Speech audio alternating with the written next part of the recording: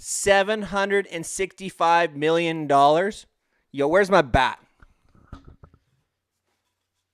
I got to be worth at least $100K.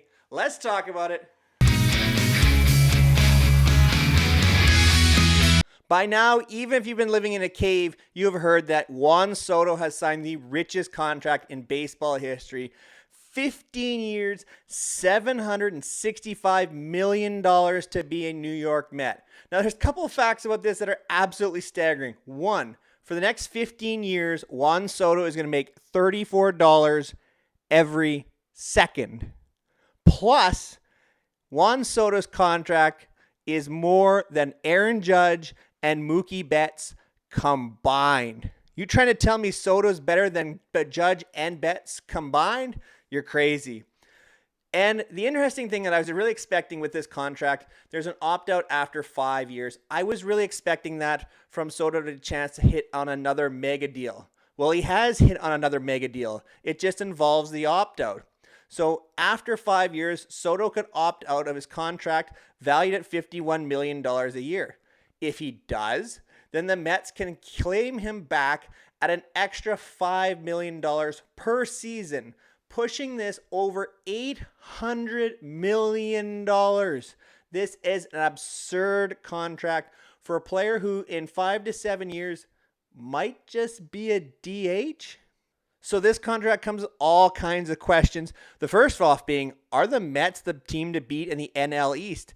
And at the moment, I don't really know because there's a lot of questions. To me, the Phillies are probably the best team in the NL East still. The Braves are healthy again and should be healthy at the start of the season. The question is, what is their starting pitching going to look like? We know their lineup can be very good when it's all healthy. And what type of moves are they going to make? Of course, there's still lots of times for the Mets to make lots of moves, but the lineup isn't really scary. They're missing some pieces. Pete Alonso is still no guarantee to be back. Currently, your number 2 starter is Clay Holmes, maybe? And your number 1 is Kodai Senga, who pitched all of 20 innings this past season. So there's a lot of question marks, and there's still a lot of offseason to come. Don't get me wrong. The Mets are going to be a legitimate contender for the duration of this contract because when it comes right down to it, Steve Cohen, the owner of the Mets, has more money than anybody else, and he just proved it. So the question I have for you Mets fans out there, how many World Series championships will be enough to justify this contract? A lot of people say 1 World Series win will justify the value of any contract. But when we're getting well over $500 million, for me personally, you better win 2. Shohei got 1 on his deal. See if Soto can get 1 or 2. And in the long run, it comes down to it. The Mets are not even favored in the National League. It's easily going to be the Dodgers that started the season. They're not the best team in their division favored. So there's a lot of work to be done. And the question will be, long term, what does this contract do for the Mets in hindering their chances in approximately 7 to 8 years? Juan Soto is going to be fantastic. He's in his prime probably for the next 5 to 7 years, but the latter half of this contract starts to feel like a contract a la Giancarlo Stanton, a la Miguel Cabrera in his later years, where it becomes a weight on the team, and it's something they cannot get around. Now, if Steve Cohen's still there shelling out all kinds of money, then the Mets should be just fine.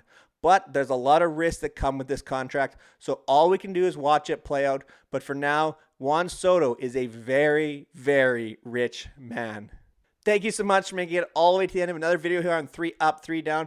I greatly appreciate all your guys' support. If you're into this kind of content and you are new to the channel, make sure you subscribe. I greatly appreciate all your support. Until next time, take care, everyone.